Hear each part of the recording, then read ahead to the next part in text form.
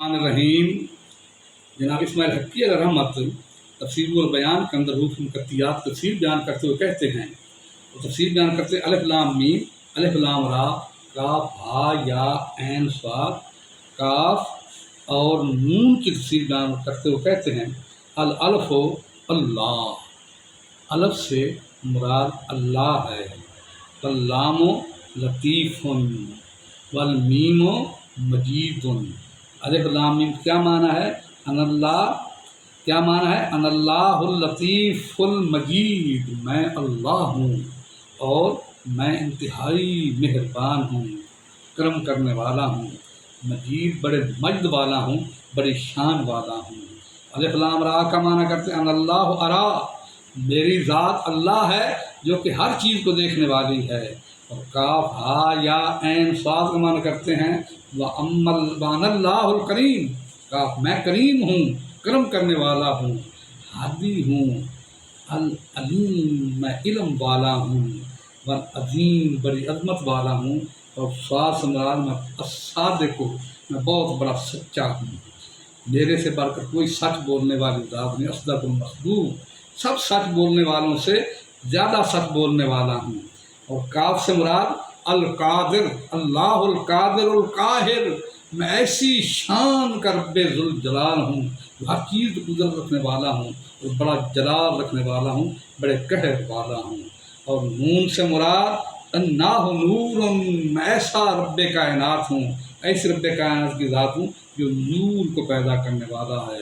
अन्नाहु नासिर, मैं नासिर भी हूँ जो कि मदद करने वाला हूँ। तो ये रूह मुकत्तियात के माने किसने बयान किए?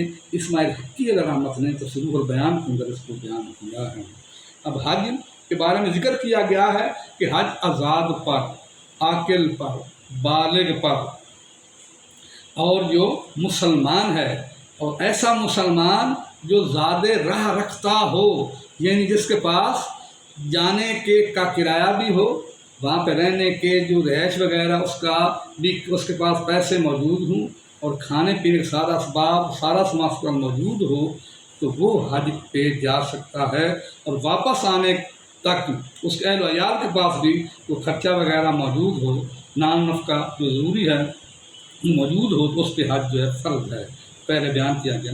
अब आज ये बयान किया जा रहा है कि औरत जो है ये बगैर महरम के हज के ऊपर नहीं जा सकती। या तबर फिल्मराते यकून लहा महरमुन तहुज्जा बिही व ज़ौजुन। हदीस पाक में आता है कि औरत के लिए ये है उसका महरम होना चाहिए, उसका खामद होना चाहिए, उसका तो हज पे जा सकती है। राज यूज़ो अन तहुज्जा बगैरहिमा, आका रसूल शाद फरमाया कि इन दोनों के बगैर वो हज नहीं जा कर सकती। इज़ा काना बैना मक्का था सलास अय्याम, अगर मक्का और मक्का के दरमियान 3 दिन से ज़्यादा सफ़र हो फिर महरम के बगैर नहीं जा सकती। अगर कम सफ़र है तो फिर उसमें ये है, उसमें इजाज़त है, औरतों के साथ मिलकर वो हज पे जा सकती है।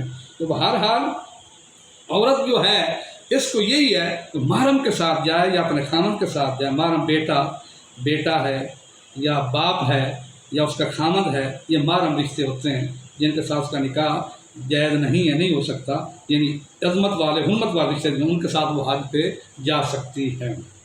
अब कुर्बानी के जानवर का जिक्र किया जा रहा है, तो कुर्बानी के जानवर कौन कौन से किए जा सकते हैं?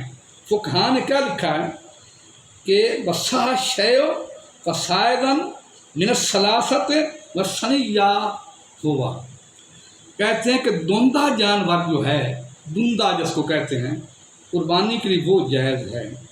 तो गाय हो भैंस हो, ये 2 साल के बाद ये दुंदी होती है।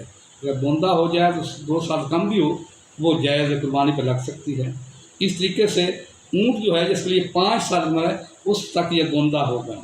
और बकरा बकरी या छतरा छतरी जो है इसमें ये है इसके लिए 1 साल की उम्र है। और वो मेंढा वो दुम्बा जो 6 महीना का हो, कद काठ वाला हो, इतना कद काठ वाला हो कि वो अगर दूसरे साल वालों के साथ खड़ा किया जाए तो उनके बराबर मालूम हो تو وہ بھی جو ہے اس کی قربانی بھی جائز ہے اگرچہ اس کی سال سے کم عمر ہو۔ فقہاء نے کیا لکھا کہ اونٹ کے بعد ہو بنو خمس من الابل، اونٹ کی عمر 5 سال، وحولین من البقر والجاموس، فقہاء نے لکھا ہے گائے ہو یا بھینس ہو، یہ فقہاء کی عبارت ہے، کہتے ہیں کٹے قربانی جائز نہیں ہے۔ سب فتاوی والوں نے، فقہاء نے سب کتابوں میں یہی بات لکھی ہے، من البقر والجاموس، گائے ہو یا بھینس ہو، کٹا ہو کٹی ہو، اس کی عمر کیا ہے، وہ بھی دوندہ ہونا چاہیے، وہ 2 سال کا دوندہ ہوتا ہے، اگر اس سے پہلے دوندہ ہو جائے تو اس کی قربانی جائز ہے۔ بل ہولو من الشاۃ، اور 1 سال کی عمر ہے بکرے بکری کی۔ میری اس ویڈیو کو لائک بھی کرو، فالو کرو، فالو بھی کیا کرو اور سبسکرائب بھی کیا کرو۔